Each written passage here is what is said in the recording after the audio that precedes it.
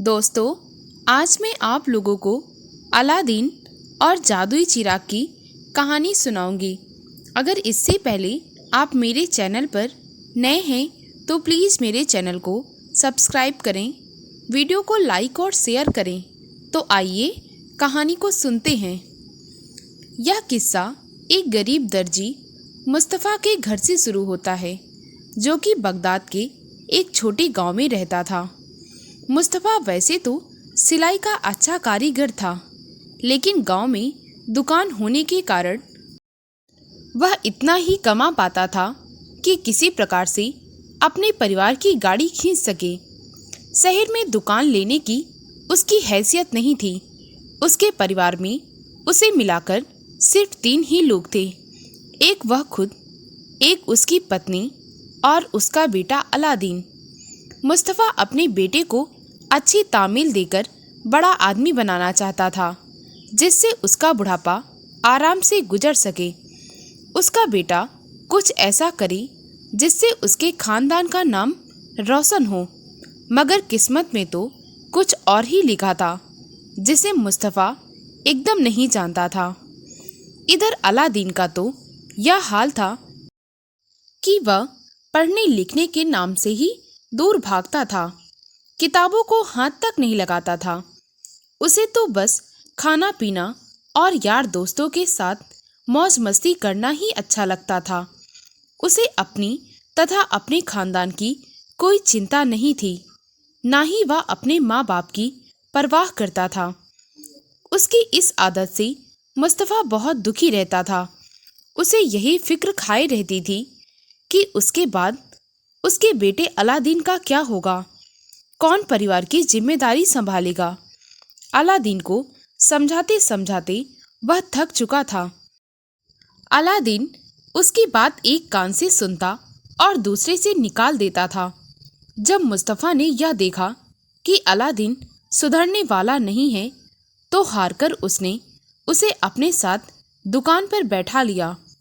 वह सोचने लगा, अगर वह कपड़ा सीना सीख गया तो हाथ में कारीगरी होने से कम भूखा तो नहीं मरेगा। मगर यहाँ भी वह सफल न हो सका। अलादीन का सिलाई का काम सीखने में जरा सा भी दिल नहीं लगता था। वह मौका पाते ही दुकान से भाग जाता और दोस्तों के साथ मटर गश्ती करने लगता। बेटे की इन आदतों ने मुस्तफ़ा को अंदर तक तोड़कर रख दिया। वह बात बात में झुलझुलाने लगा और गुस्सा करके अंदर ही अंदर कुढ़ने लगा। इससे वह बीमार भी पड़ गया। एक बार जो बिस्तर पर पड़ा तो फिर उठ ना पाया। मुस्तफ़ा की पत्नी उसकी बीमारी की वजह अच्छी तरह से जानती थी। वह भी यही चाहती थी कि किसी तरह अलादीन सुधर जाए। उसने भी उसे हर तरह से समझाने की कोशिश की, लेकिन नतीजा कुछ भी नहीं निकला। इस प्रकार अपने बेटे अलादीन के दुख में जलते जलते एक दिन मुस्तफ़ा दर्जी अल्लाह को प्यारा हो गया। बाप के मरने के बाद भी अलादीन पर कोई फर्क ना पड़ा। उसकी मटर गश्ती बराबर चालू रही। समय बड़ा बलवान होता है। समय के चलते अलादीन तेजी से जवान हो रहा था, लेकिन उसकी हरकतों में कोई कमी नहीं आई थी। बड़े होने पर भी वह बचकानी हरकतों से बाज नहीं आता था। उसकी दर्जी की दुकान तो बाप के मरते ही बंद हो गई थी। अब तो उसकी माँ दूसरों के घरों में झाड़ू पोछा करके अपना और अलादीन का पेट पाल रही थी। लेकिन अलादीन को इसकी भी परवाह न थी कि किस प्रकार उसकी माँ उसका पेट पाल रही है। अपनी माँ की कमाई पर सिकी रोटियां वह बेशर्मी से खाया करता था। मुस्तफ़ा तो मर गया था, लेकिन अलादीन की भविष्य की चिंता का रोग उसकी पत्नी को लग गया। अब वह अपने बेटे के आगे की जिंदगी को सोचकर मन ही मन कुढ़ती रहती थी। वह सोचा करती थी, ना जाने अल्लाह ने उसके बेटे अलादीन के किस्मत में क्या लिखा है। उधर अब खुदा का खेल शुरू हुआ। यह उस दिन की बात है जिस दिन अलादीन अपने साथियों के साथ कंचे खेल रहा था। तभी ना जाने किस बात पर उसका उसके मित्रों के साथ झगड़ा हो गया। वहीं कुछ दूर खड़ा एक आदमी अलादीन को उसके साथियों से हुआ झगड़ा देख रहा था और साथ ही अलादीन की हरकतों पर अपनी पैनी नजरें दौड़ा रहा था। अलादीन उन्हें कुछ कहने ही जा रहा था, तभी वह आदमी उसके पास आया। देखने में वह कोई सौदागर जान पड़ता था, जिसके जिस्म पर कीमती कपड़े थे, गले में सच्चे मोतियों की माला थी, उसकी रेशमी पगड़ी सितारे जड़ी हुई थी, उसके एक हाथ में रेशमी थैली थी जिसमें यकीनन असरफियां भरी हुई थी। उसके ऊंट की खाल के जूतों पर भी सोने चांदी के तारों की बेहद खूबसूरती कढ़ाई थी। उसे देखने से ही मालूम होता था कि वह एक अमीर आदमी है। उसने अलादीन के कंधे पर हाथ रखते हुए कहा, बेटा, किसी ने मुझे बताया है कि तुम मुस्तफ़ा दर्जी के बेटे अलादीन हो। अलादीन उसके हाथ रखने से चौंक गया और एकदम से उसकी ओर देखा। उसके व्यक्तित्व से प्रभावित होकर वह थोड़ा घबराकर बोला, जी जी हाँ, मैं मुस्तफ़ा दर्जी का बेटा अलादीन हूँ। उस आदमी ने अलादीन को अपने सीने से लगा लिया और कहने लगा, अलादीन मेरे बेटे, मेरे लाल, मेरे जिगर के टुकड़े। अलादीन एकदम से हड़बड़ा गया और उसने खुद को छुड़ाने की कोशिश की और कहने लगा, अरे अरे जनाब, आप कौन हैं? छोड़िए मुझे। उस आदमी ने अलादीन को छोड़ दिया और बोला, कितने अफसोस की बात है कि मेरा खून होने के बाद भी तुम मुझे नहीं जानते पहचानते, मगर इसमें तुम्हारा कोई कसूर नहीं है। मेरे बेटे, कसूर तो सारा मेरा है। मैं ना तो मुस्तफ़ा भाई से मुँह जोरी करता, ना वो मुझे घर से निकालते। बेटे, मैं तुम्हारा चचा हूँ, तुम्हारे बाप मुस्तफ़ा का छोटा भाई। अलादीन हैरानी से बोला, अब्बू के छोटे भाई, मेरे चचा? वह आदमी बोला, हाँ बेटे, हाँ, मैं तुम्हारा बदनसीब चचा। अलादीन कहने लगा, मगर अब्बू ने तो कभी भी आपके बारे में मुझसे कोई जिक्र नहीं किया। वह आदमी कहने लगा, कैसे करते मेरे बच्चे, तुम्हें कैसे बताते कि इस दुनिया में उनका एक नालायक भाई भी है। जिक्र तो मेरे बेटे अच्छे लोगों का होता है, मुझ जैसों का नहीं। खैर छोड़ो, अब तुम मुझे यह बताओ कि मेरा भाई मुस्तफ़ा कहाँ है। मैं उनसे मिलकर माफ़ी मांगना चाहता हूँ और बाकी का जीवन तुम लोगों के साथ गुजारना चाहता हूँ। अलादीन उदास होकर बोला, अब तो यह मुमकिन नहीं है चाचा जान। वह आदमी चौंक गया और बोला, क्यों बेटे, ऐसा क्यों मुमकिन नहीं है? तभी अलादीन ने कहा, क्योंकि अब्बू अब इस दुनिया में नहीं रहे, इसीलिए वो भला आपको किस तरह माफ़ कर सकते हैं। सौदागर ने ऐसा जताया जैसे उसके सिर पर बम फूट गया हो और कहने लगा, ये तुम क्या कह रहे हो?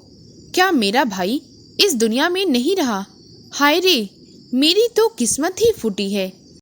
किसी तरह आज मैं हिम्मत जुटाकर अपने भाई से माफ़ी मांगने आया था, तो अब वे इस दुनिया में नहीं रहे। या अल्लाह, यह तेरा कैसा इंसाफ है। इतना कहकर वह सड़क पर खड़ा होकर जोर जोर से दहाड़े मारकर रोने लगा। उसे इस तरह से रोता हुआ देखकर अलादीन की आंखों से भी आंसू निकल आए और वह कहने लगा, चाचा जान, चुप हो जाइए। तभी उस आदमी ने कहा, आ मेरे बच्चे, मेरे सीने से लग जा। अब तो तू ही मेरे भाई की आखिरी निशानी है, तू ही मेरे खानदान का आखिरी चिराग है। इतना कहकर उसने सचमुच अलादीन को अपने सीने से लगा लिया। कुछ देर बाद वह सौदागर जैसा दिखने वाला आदमी थोड़ा सामान्य हुआ और कहने लगा, मेरे बच्चे, अब शाम होने वाली है, इसीलिए मैं जाता हूँ।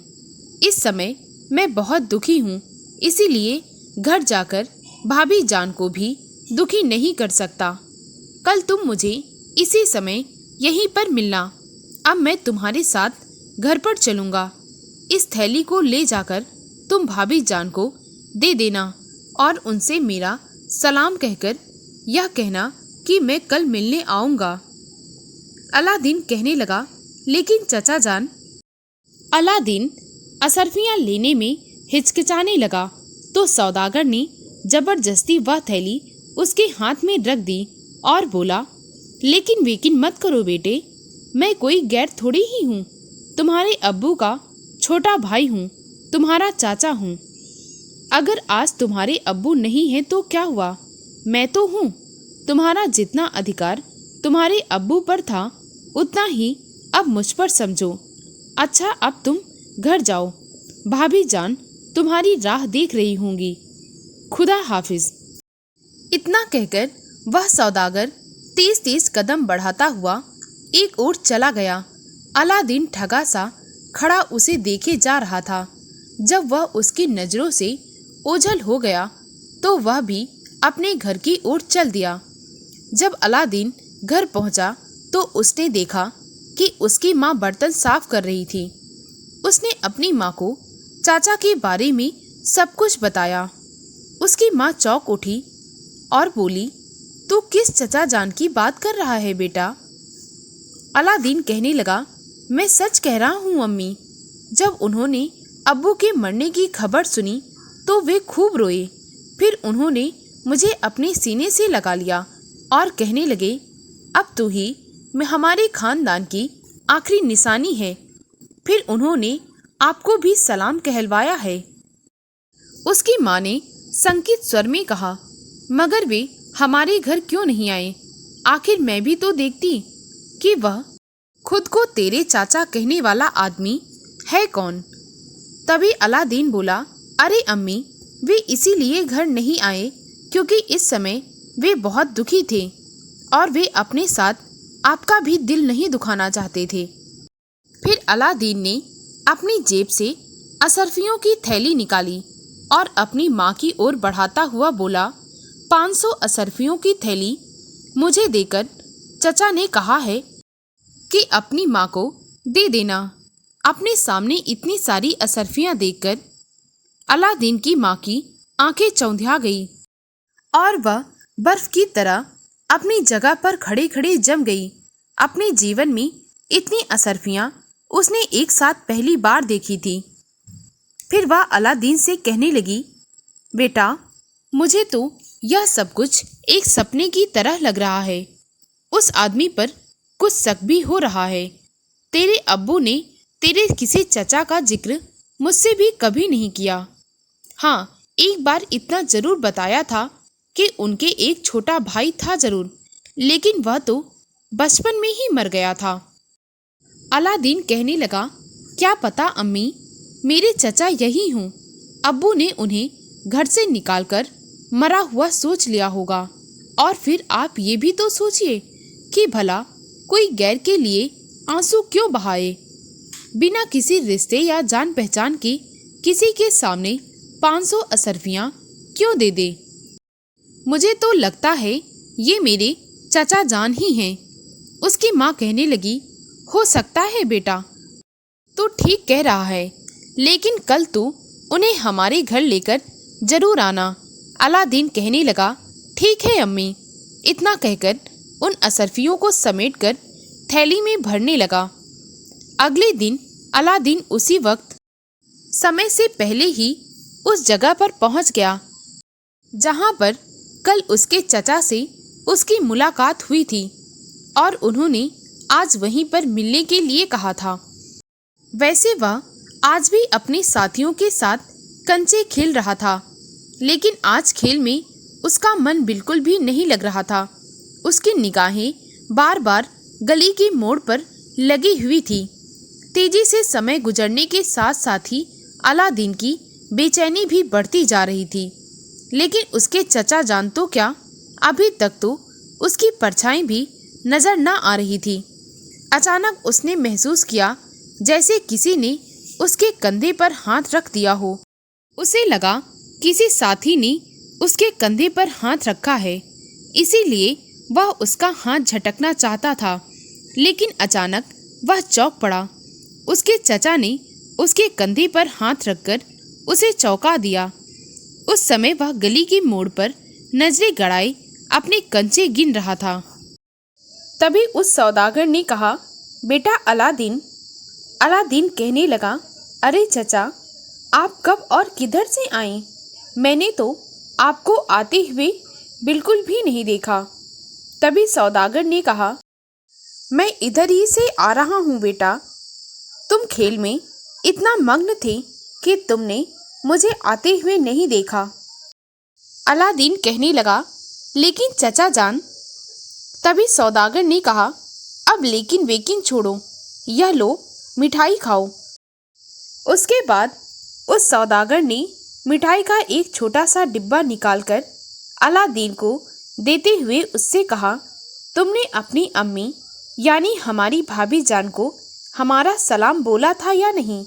अलादीन कहने लगा, जी हाँ, अम्मी ने भी आपको याद किया है और घर पर बुलाया है। अब आप मेरे साथ घर चलिए, मैं आपको ही लेने आया हूँ। वे घर पर आपका इंतजार कर रही होंगी। तभी सौदागर कहने लगा, मैं तुम्हारे घर जरूर आऊँगा बेटा, लेकिन अभी नहीं।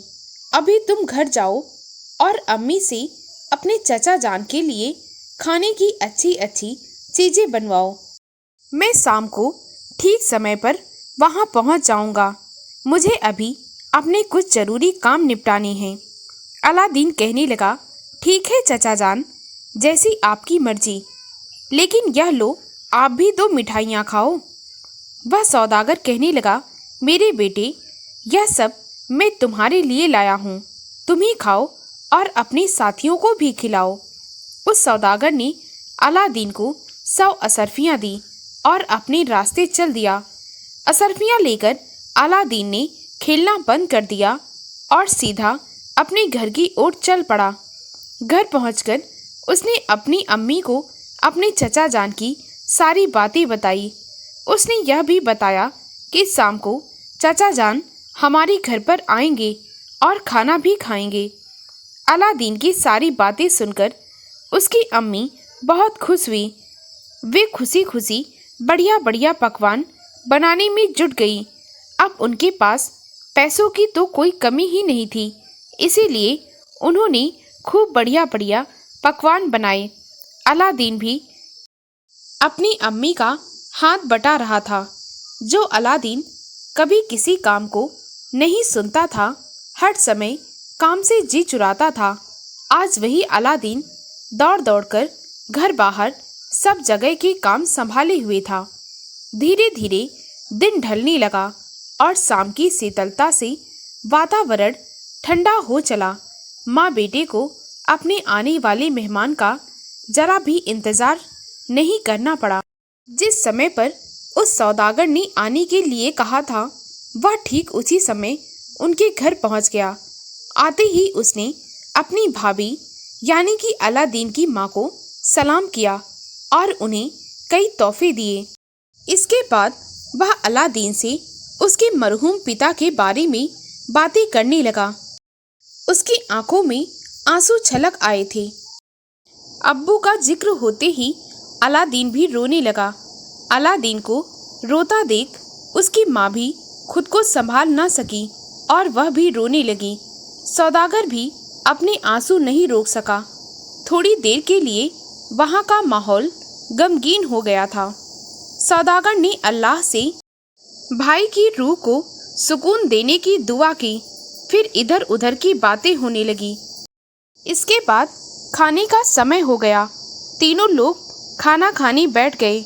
अलादीन की अम्मी ने बड़ा ही स्वादिष्ट खाना बनाया था। सौदागर ने खाने की खूब जमकर तारीफ की और पेट भरकर खाना भी खाया।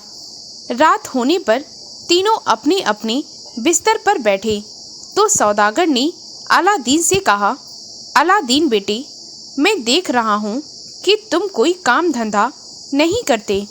पूरे दिन दोस्तों के साथ कंचेबाजी या गुल्ली डंडा खेलते रहते हो और मैंने यह भी सुना है कि पढ़ाई लिखाई की तरफ भी तुम्हारा ध्यान नहीं है। मुझे तो यह सब बातें जानकर बड़ा ही दुख पहुंचा है। अब तुम बड़े हो, तुम्हारी उम्र के लड़के कितना कितना काम करते हैं और अब तो इस घर के लिए तुम्ही एकमात्र सहारा हो। क्या तुम्हें अपनी इन हरकतों पर जरा भी शर्म नहीं आती? क्या तुमने कभी सोचा है कि इतनी छोटी उम्र में तुम्हारी अब्बू की मौत हो गई है? जानते हो क्यों? क्योंकि हर समय उन्हें तुम्हारी फिक्र लगी रहती थी। अब यही फिक्र तुम्हारी अम्मी को है कि तुम्हारा क्या होगा। तुम अब बड़े हो गए हो और समझदार भी हो गए हो बेटा। अलादीन की अम्मी कहने लगी, आप ठीक कह रहे हैं भैया। इसके अब्बू अभी कहाँ मरने वाले थे, वे रात दिन इसके बारे में सोचते रहते थे। अब आप ही इसे समझाइए और यह बताइए कि पढ़ाई और हुनर के बिना इसकी जिंदगी कैसे गुजरेगी। सौदागर ने यह सब बातें इस ढंग से कही थी कि उसके दिमाग पर इन बातों का सीधा असर पड़ा। तभी उसकी माँ फिर से बोली, भैया आप इसे पढ़ने लिखने को कहें, मैं इसे पढ़ाऊंगी। इसके लिए चाहे मुझे कितनी ही मेहनत क्यों ना करनी पड़े, या फिर यह कोई काम धंधा करे। आप इसे किसी धंधे में लगा दें तो आपकी बड़ी मेहरबानी होगी। आखिर पूरी जिंदगी गुजारनी है इसको। तभी वह सौदागर बोला, आप चिंता ना करें भाभी जान, मैं भी कुछ ऐसा ही सोच रहा था, लेकिन इसे कोई काम धंधा करवाने से पहले मैं सोचता हूँ कि ये थोड़ा पढ़ लिख जाए। पढ़ाई लिखाई के बिना आदमी ठीक तरह से काम भी नहीं कर पाता। जब इसकी पढ़ाई पूरी हो जाएगी तो मैं इसे गांव में ही एक दुकान खुलवा दूंगा। दूसरे देशों में मेरा रेशमी कपड़ों का व्यापार है, मैं इसे नए नए रेशमी कपड़े भेजूंगा और वह इन कपड़ों को यहाँ पर बेचा करेगा। किसी भी काम को करने के लिए इंसान का पढ़ा लिखा होना बहुत ज़रूरी है। तभी अलादीन की माँ बोली, ठीक है भैया, जैसा तुम ठीक समझो वैसा करो। बस मैं तो यही चाहती हूँ कि मेरे अलादीन की ज़िंदगी संवर जाए। इसके बाद ये सब बातें करके तीनों अपने अपने बिस्तर पर सो गए। दूसरे ही दिन सौदागर ने अलादीन को मदरसे में दाखिल करवा दिया। उसने अलादीन और उसकी अम्मी को ढेर सारी नए कपड़े दिलवाए। घर में इतना राशन डलवा दिया कि जो कि कई महीनों तक ख़त्म नहीं होगा।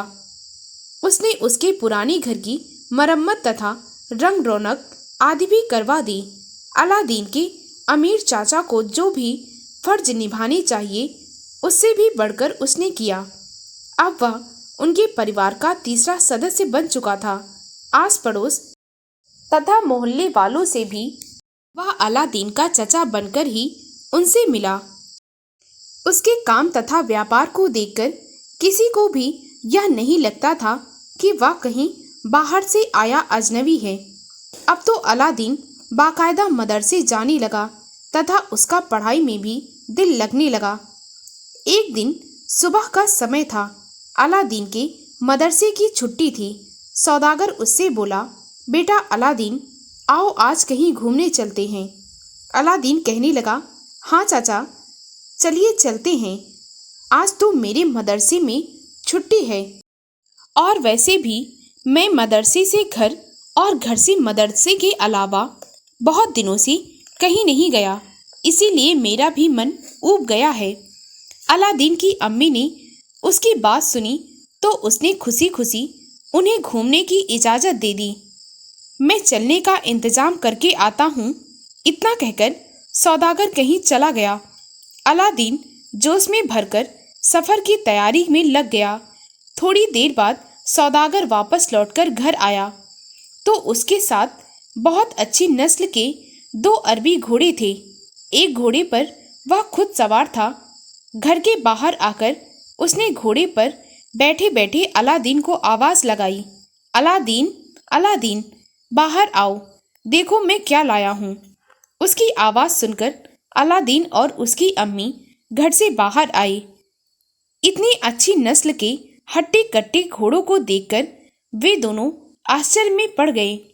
तभी अलादीन कहने लगा, अरे वाह चचा जान, कितने बढ़िया घोड़े हैं। ऐसे घोड़े तो मैंने आज तक नहीं देखे। तभी वह सौदागर बोला, अलादीन मेरे बेटे, आज से यह घोड़ा तुम्हारा है। हम दोनों इन्हीं घोड़ों पर घूमने चलेंगे। मेरे ख्याल से तुम चलने के लिए तैयार हो।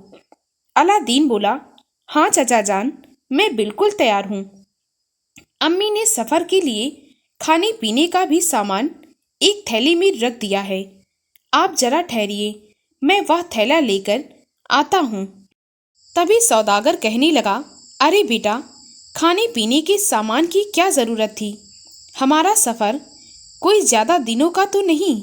बहुत हद तक हम कल शाम तक वापस लौट आएंगे। मगर जब भाभी जान ने इतने प्यार से खाने पीने का सामान बांधा है तो ले आओ। अलादीन भागकर अंदर गया और हाथ में थैला लेकर बाहर आया। अब तक सौदागर अपने घोड़े से नीचे उतर आया था। उसने अलादीन के हाथ से थैला ले लिया और उसे घोड़े की जीन से बांध दिया।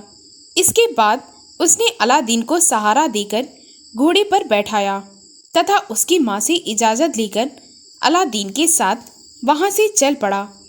उन दोनों के चलते ही अलादीन की अम्मी हाथ धोकर अल्लाह से उन दोनों की सलामती के लिए दुआ करने लगी। लेकिन वह सौदागर की आंखों में उभरती हुई मक्कारी भरी उस चमक को नहीं देख पाई जिसमें न जाने कितने शैतान छिपे हुए थे। काश अलादीन की माँ उसकी मक्कारी को जान पाती कि वह शैतान सौदागर, जो कि वास्तव में एक जादूगर था और जो उसके जिगर के टुकड़े को मौत के मुंह में ले जा रहा था। अपने जिगर के टुकड़े अलादीन को अपनी माँ की आंखों से ओझल होते देख वह घर के अंदर चली गई। सफ़र के दौरान कई घंटे चलने के बाद सौदागर और अलादीन एक बहुत ही घने और बियाबान जंगल में पहुँचे। वह जंगल बहुत ही भयानक था तथा जंगली जानवरों से भरा हुआ था।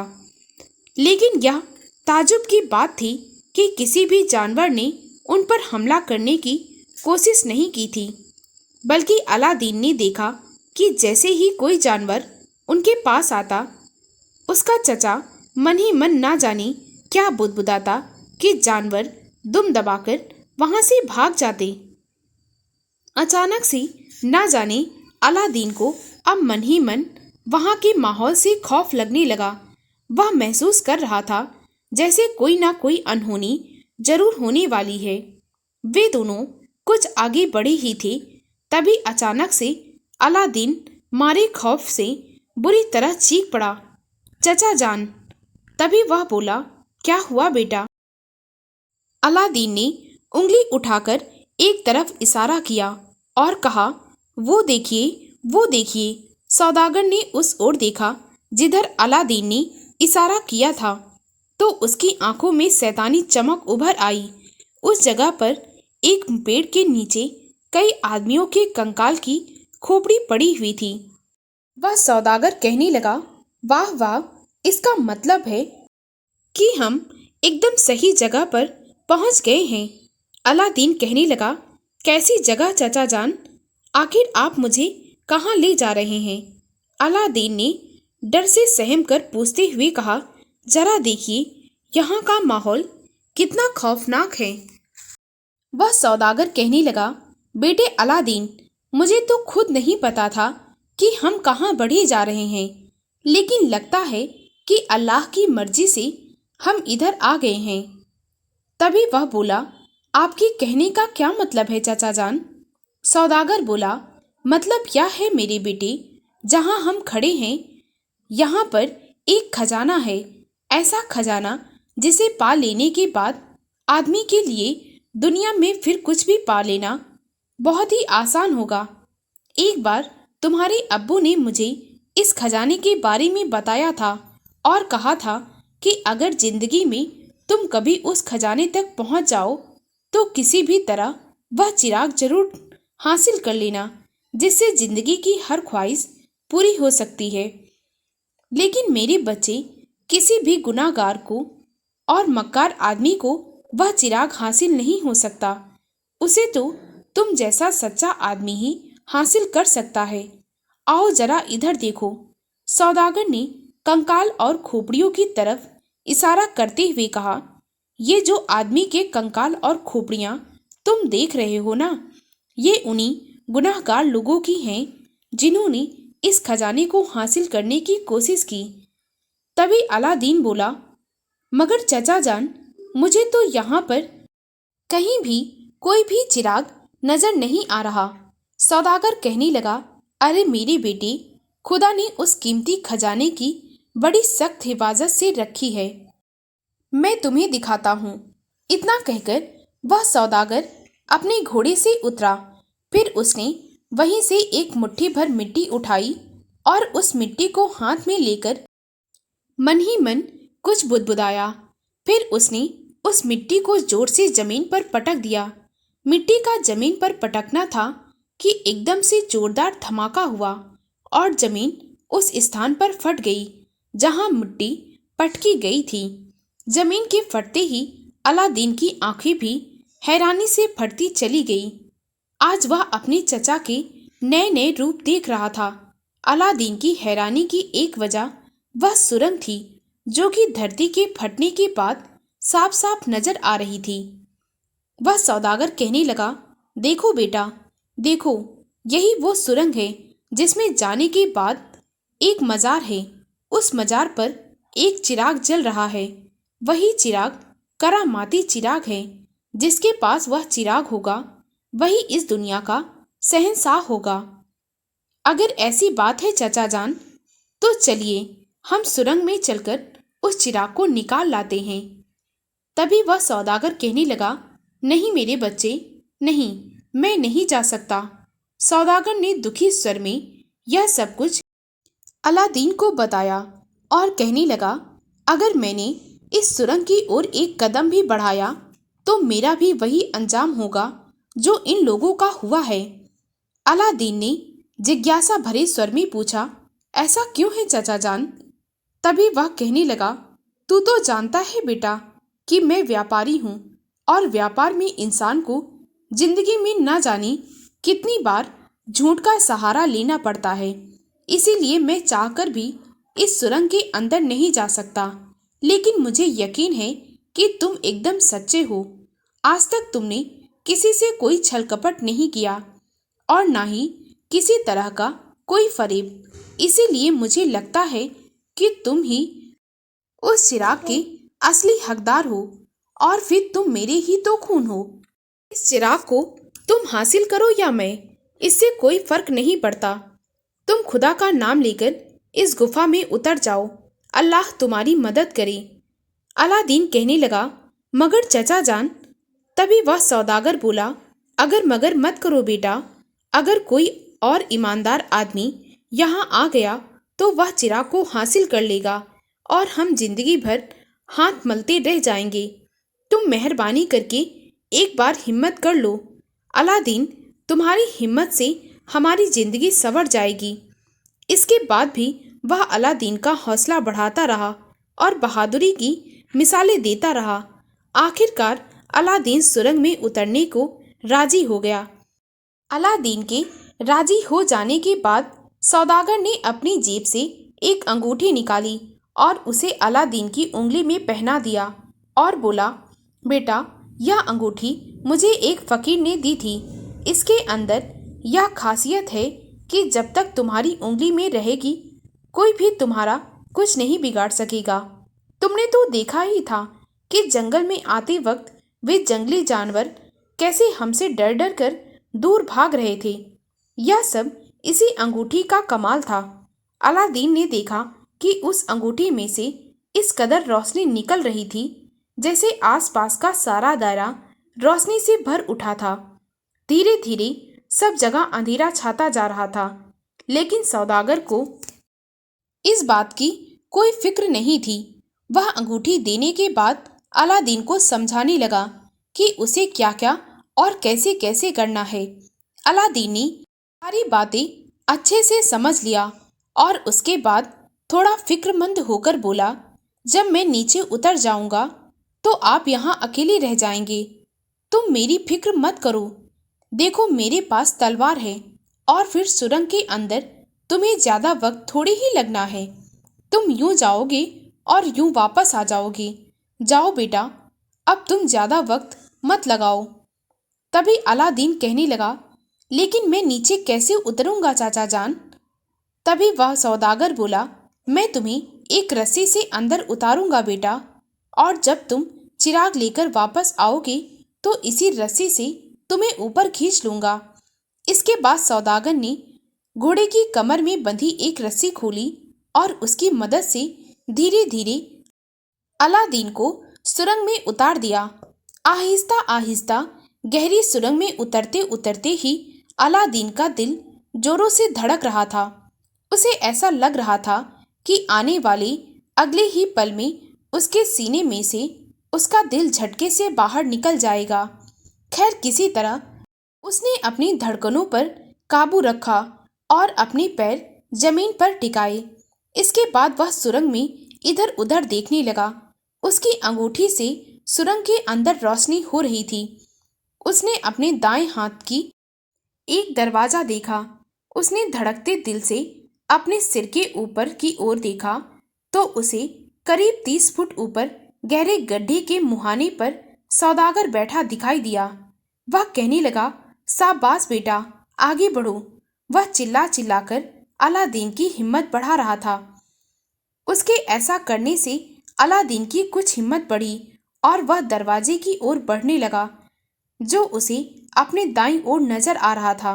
वह दरवाजे के अंदर आगे बढ़ता जा रहा था। सारा रास्ता अंधेरे से डूबा हुआ था, मगर अंगूठी की रोशनी अंधेरे को चीरने में उसकी मदद कर रही थी।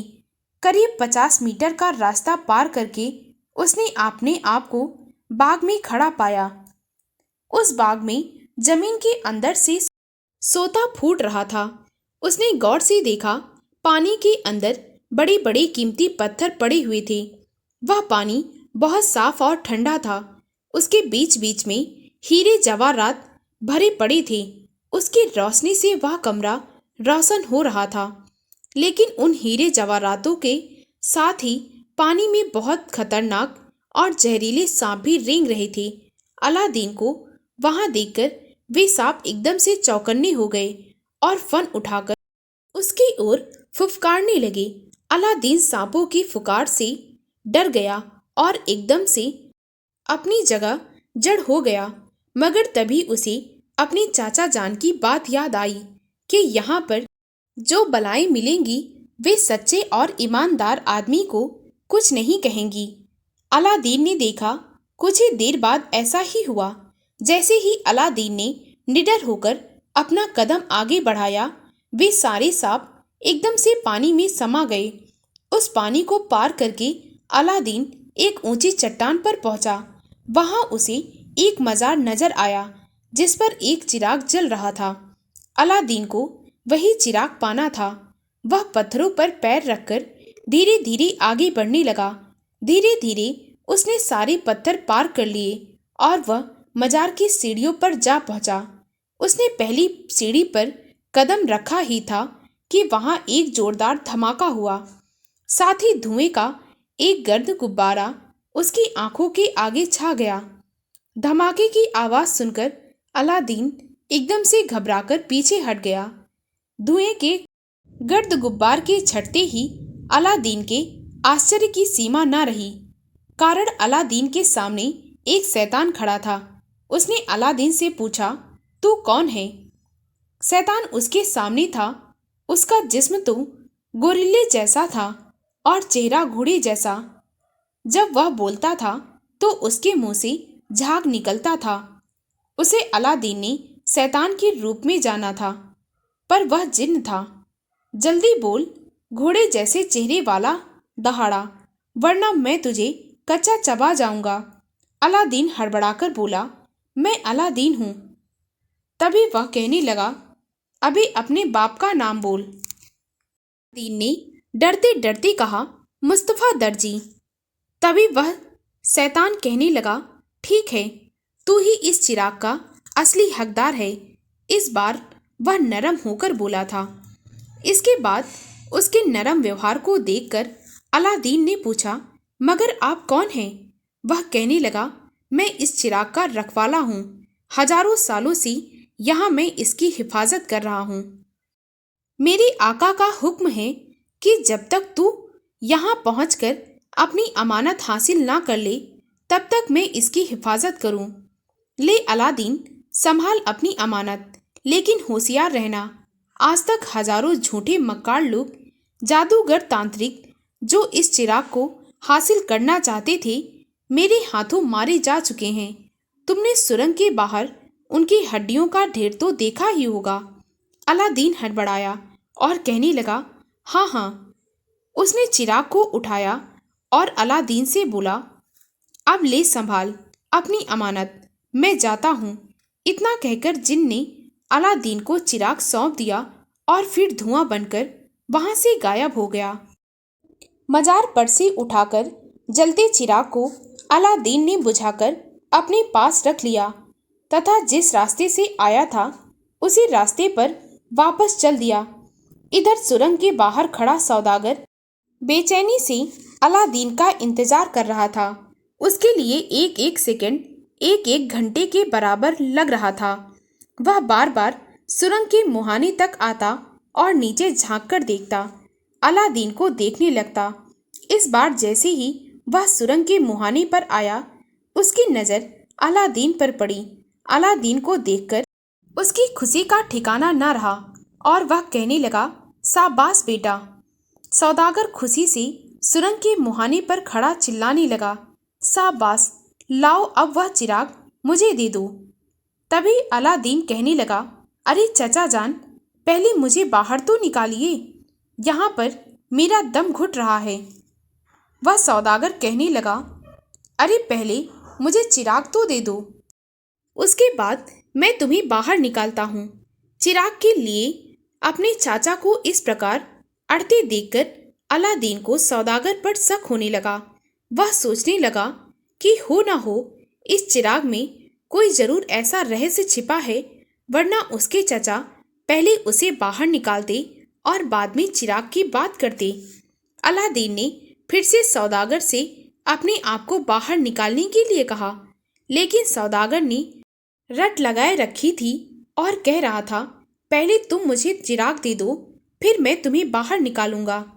अब तो अलादीन को पक्का यकीन हो गया था कि हो न हो चिराग में जरूर कोई भेद है। उसने फैसला कर लिया कि वह किसी भी हालत में चिराग नहीं देगा।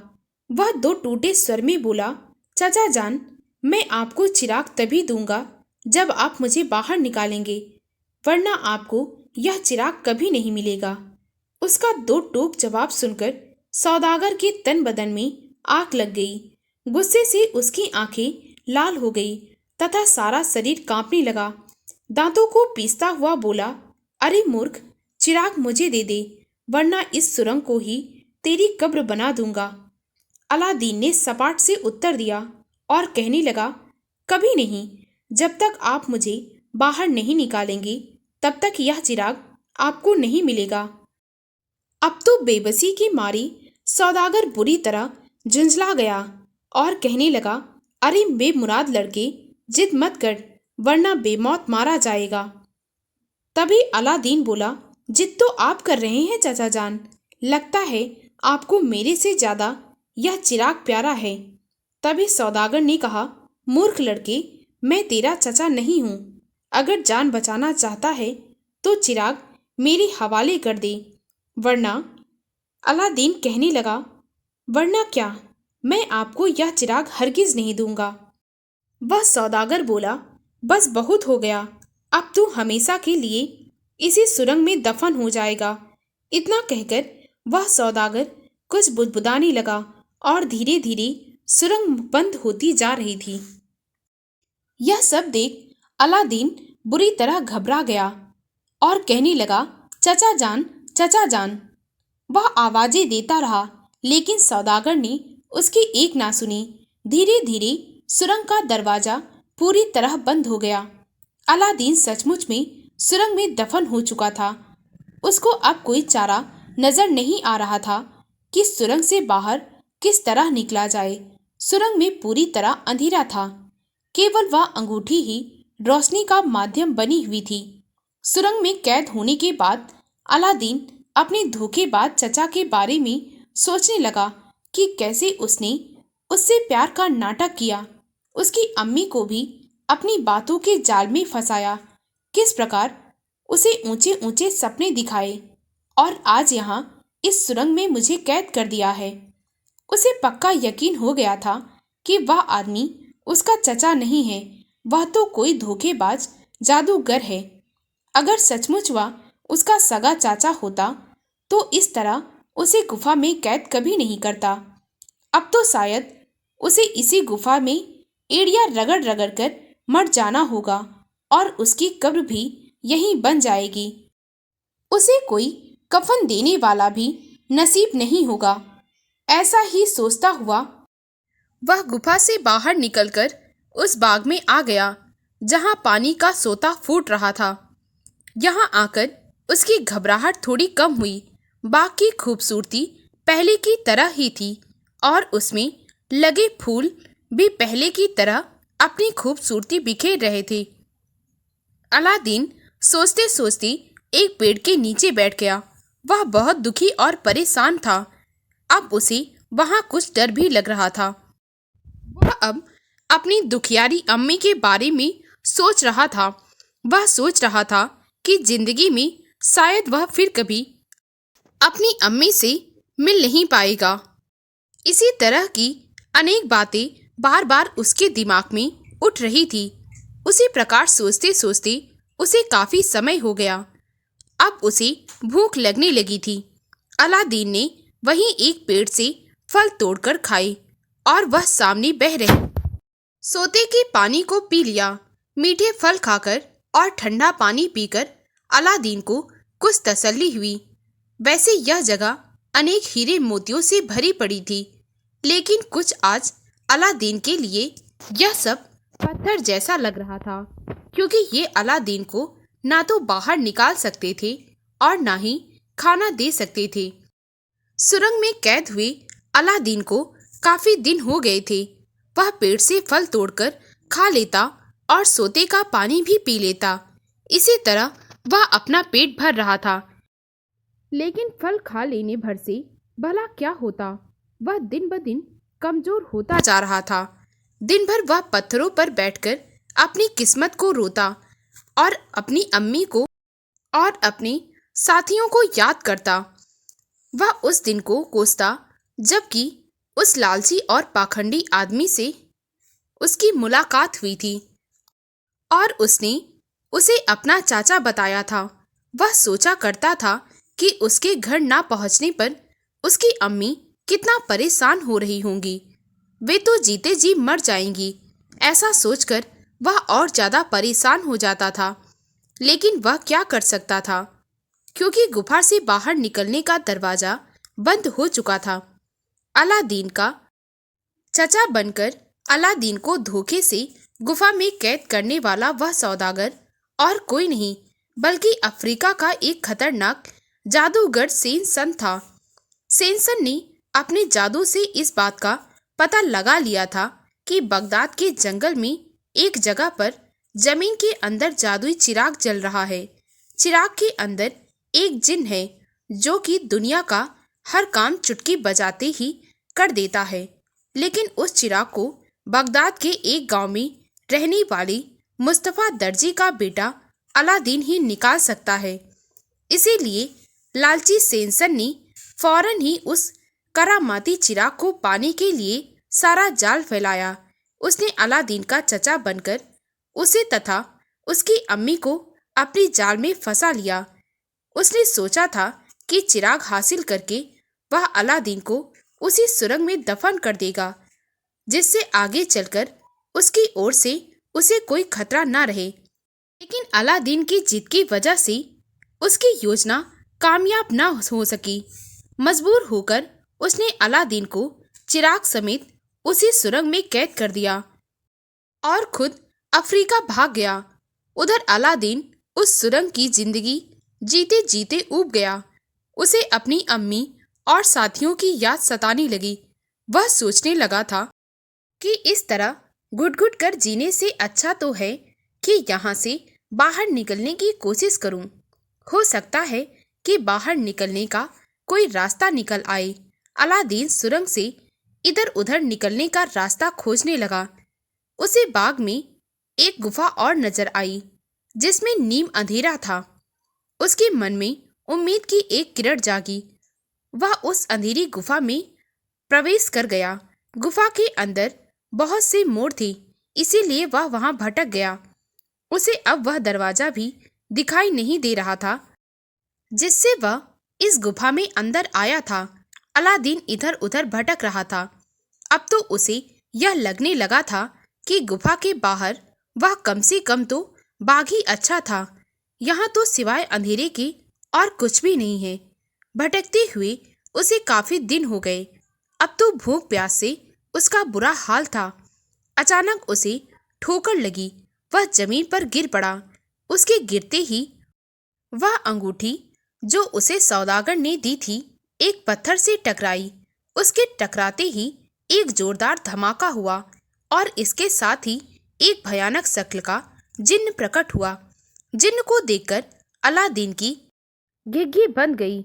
इधर जिन्न ने अपने सीने पर हाथ रखा और बड़े ही अदब से आधा सिर झुकाकर बोला, मैं आपका गुलाम हूँ मेरे आका। जिसके हाथ में यह अंगूठी होती है मैं उसी का गुलाम हो जाता हूँ। अब आप मेरे आका हैं और मैं आपका गुलाम। मुझे हुक्म करें कि मैं आपके लिए क्या कर सकता हूँ। जिन्न को देखकर अलादीन ने मारे खौफ से अपनी आंखें बंद कर ली और थरथर कांप रहा था। उसने जब जिन्न की बात सुनी तो वह बुरी तरह चौंक उठा। अगले ही पल उसके दिमाग ने काम करना शुरू कर दिया। वह हिम्मत बटोरकर बोला, जल्दी से मुझे इस गुफा से आजाद कराओ, यहाँ मेरा दम घुट रहा है। वह कहने लगा, जैसा आपका हुक्म मेरे आका। इतना कहकर जिन्न ने अपना हाथ ऊपर किया और अलादीन से आंखें बंद करने को कहा।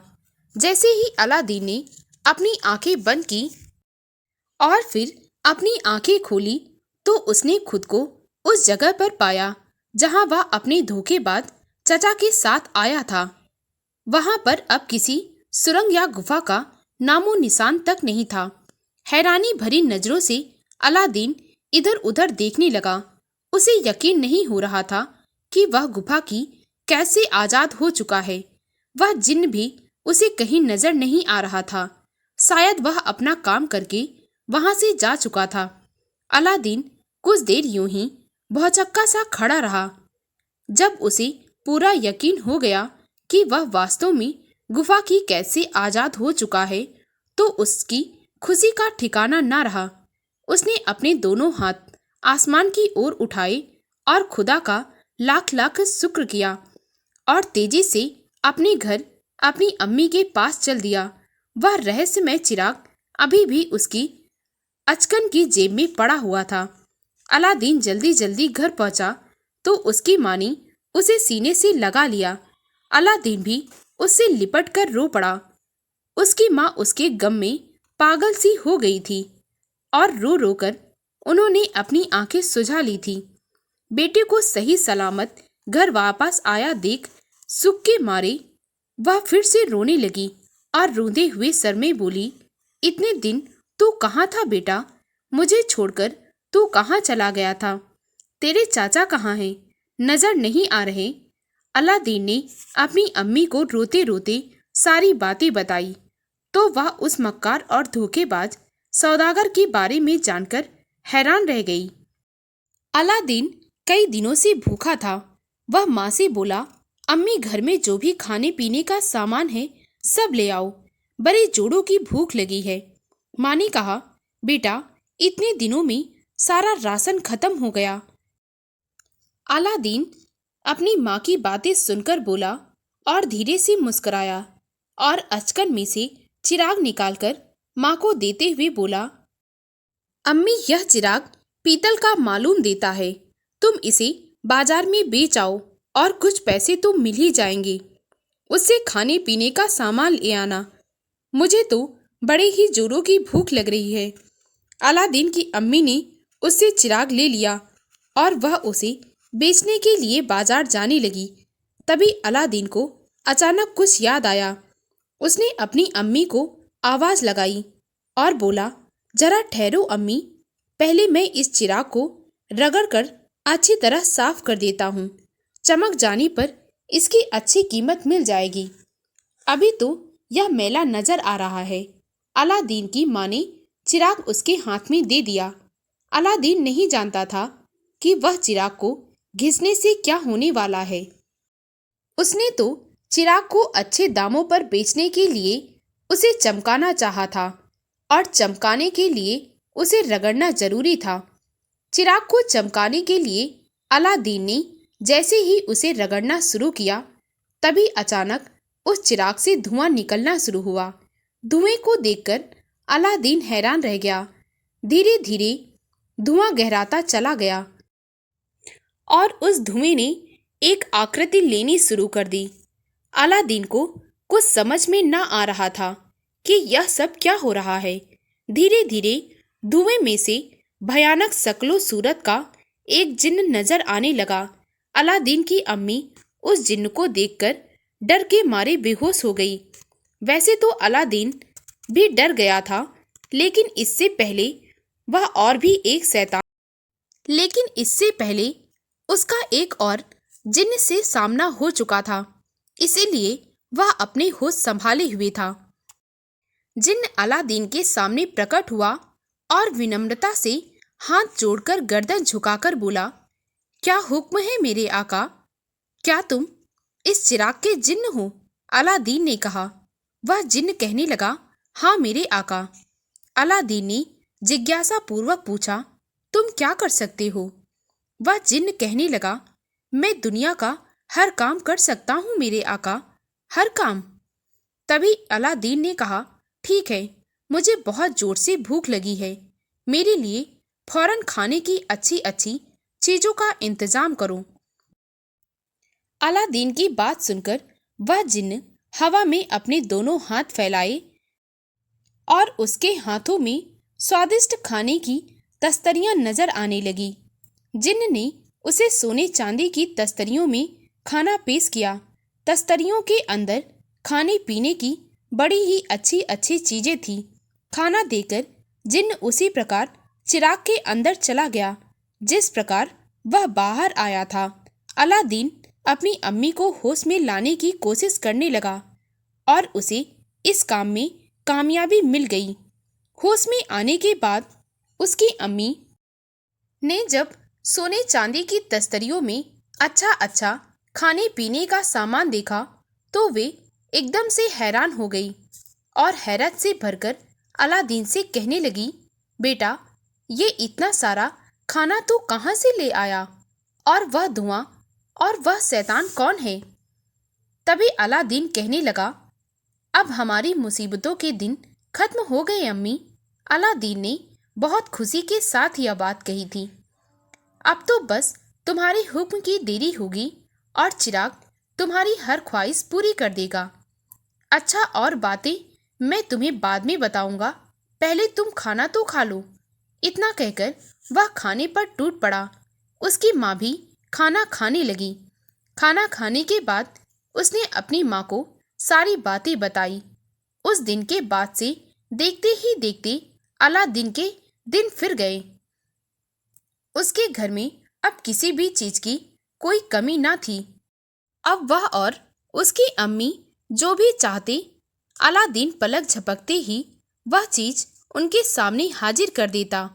इस प्रकार उसके और उसकी अम्मी के दिन बड़े ही मजे से गुजरने लगे।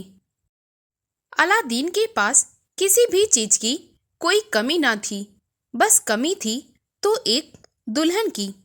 उसकी माँ को भी यही कमी सबसे ज्यादा खलती थी, क्योंकि अलादीन तो इधर उधर बैठकर अपना वक्त गुजार लेता था, लेकिन उसकी माँ घर में सारा दिन अकेली पड़ी रहती थी। इसीलिए अब वे अलादीन के लिए एक अच्छी सी लड़की तलाश कर रही थी। दोस्तों, अब इससे आगे की कहानी हम अगली वीडियो में सुनेंगे। अगर आपको यह कहानी अच्छी लगी हो तो प्लीज़ वीडियो को लाइक और शेयर करें। मुझे ज़्यादा से ज़्यादा सपोर्ट करें ताकि मैं आप लोगों के लिए और भी अच्छी अच्छी कहानियाँ ला सकूं। कहानी को पूरा सुनने के लिए बहुत बहुत धन्यवाद।